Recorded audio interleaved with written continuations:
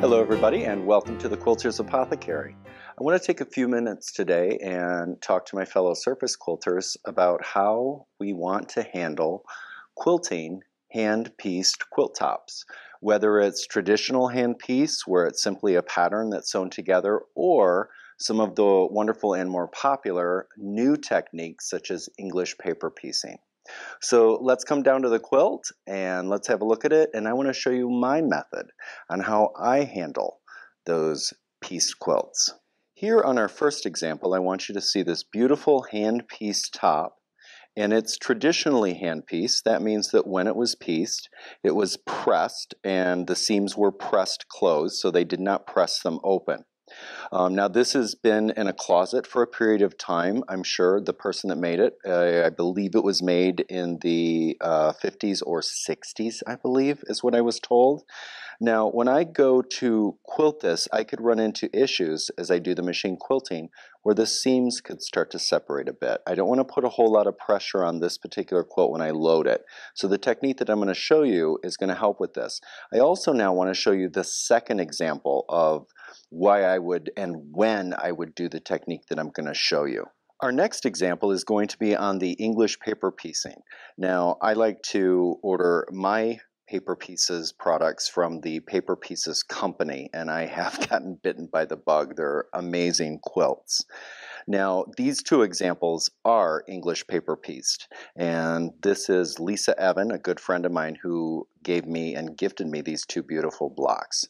Now some of the other ones I've also done the grandmother's flower garden, and here's a couple examples of those. These are really wonderful pieces to do in front of the TV if you want to do some handwork. Now the one thing I want to share with this, if you haven't been exposed to the English paper piecing, what it is cardstock that is machine cut into the perfect shape, and the fabric is wrapped around it and basted, and then once you have all your pieces, then you're going to be whip stitching these together. And so it is hand pieced. Now I'm pretty OCD with this, and I know that when I do my whip stitches, I do approximately 14 stitches per inch, and they're pretty tight, so I know they can hold up to the machine quilting. But a lot of people will, after their 10 blocks or even 5 blocks into the project, they'll start to get a little relaxed about how they piece it. So they might do stitches that are 1/4 inch apart, a little bit loose. And again, when you look at the back of this, what you see, all of the seams are open.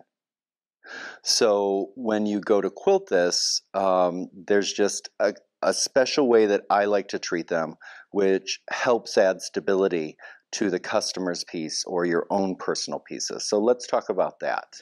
This wonderful piece that I'm getting ready to quilt now was done by a friend of mine, Mary Dormsetter Miller, and it's actually from the book The New Hexagon by another wonderful friend of mine, Katja Merrick.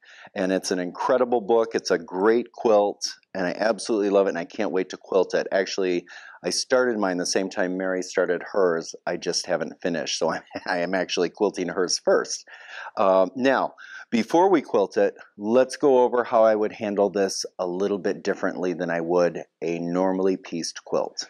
At this point, what I've already done is I've loaded the backing, and I've taken the batting and I've loaded the batting as well. I put a sew line horizontally right across using my channel locks. I have also loaded on the hexagon-shaped quilt top that's English paper pieced. So the next thing I'm going to do, I pin this to my roller. I'm going to pull that out of the way.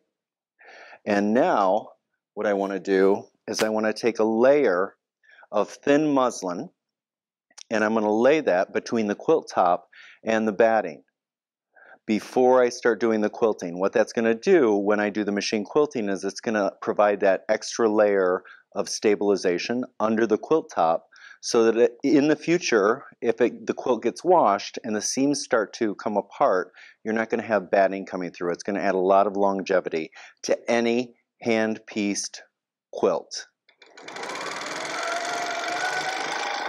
I've got my channel lock on, and I'm taking this straight across and down, and this will be perfectly stable.